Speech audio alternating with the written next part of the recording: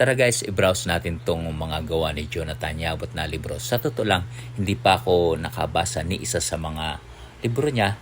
Kaya lang nung makita ko itong nakadisplay dito sa National Bookstore, parang na-curious ako at tingin ko interesting basahin. Tungkol ito sa trabaho, karamihan, tapos relationship, family, at sana nga dumami pa ang mga author na Pilipino kasi konti lang talaga ang gumagawa ng mga inspirational book. Ang nakakita lang natin yung kay Bu Sanchez, kay Ed Lapis, kay Arte Roberto, Chinkitan, kay Marvin Guillermo, pero may nabasa akong remarkable sa akin yung gawa ni Charlie Fernando.